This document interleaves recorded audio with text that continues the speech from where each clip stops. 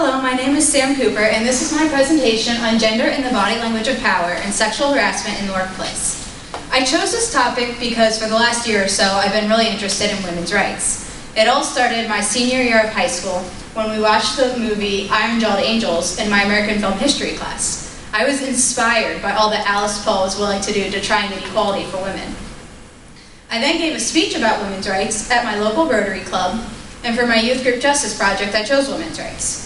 I'm also really interested in how the mind works and the subconscious things that people do based off of societal expectations.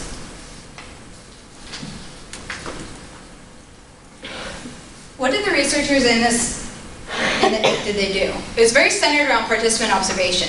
They studied the differences in body language between men and women and its association with power. They studied groups of men with different statuses to see how it affected their body language. Here's a brief overview of the findings. Gender plays a huge role in body language and power. Men typically have a more sprawled out posture, which implies power, and women are typically more condensed and don't take up as much space, which insinuates that they are submissive.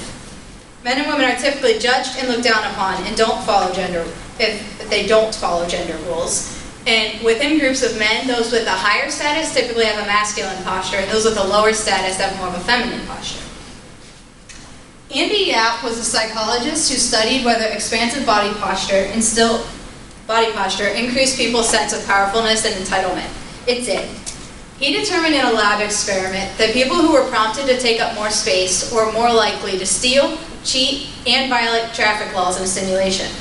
He also determined that automobiles with larger internal space were more likely than smaller ones to be illegally parked in New York City. So what does all of this mean? Expansive body postures instill a psychological sense of power and entitlement.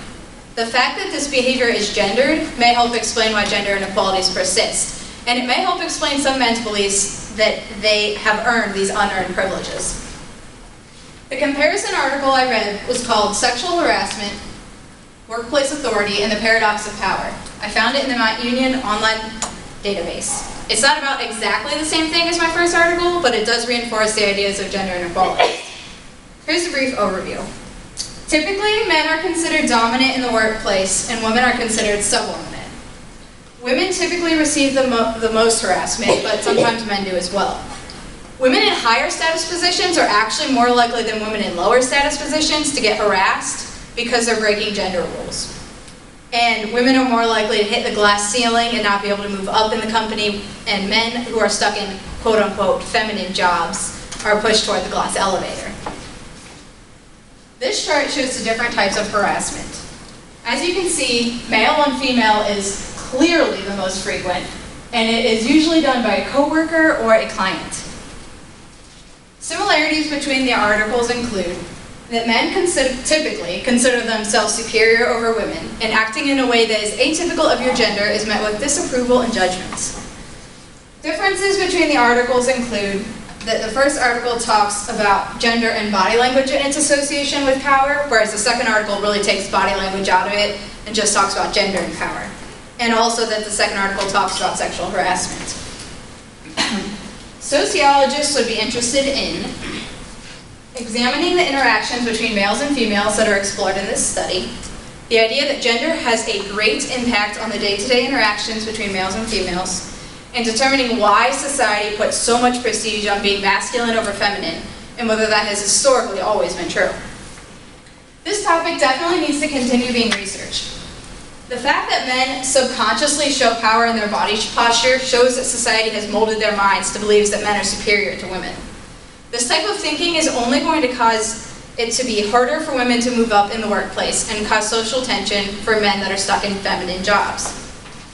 I suggest that researchers continue to study the body language of men and women and see if it changes over time. It could be that as women go into more masculine jobs, such as engineering, their body language could change. Determine if there is a correlation between higher job prestige and the way women carry themselves. It was proven that it does with men, but is it the same with women? Finally, consider sexuality and see if that impacts how men and women portray themselves. If you have a woman who portrays herself as a man, does her body language reflect that of a woman or that of a man? Finally, in conclusion, Society dictates that men are superior to women.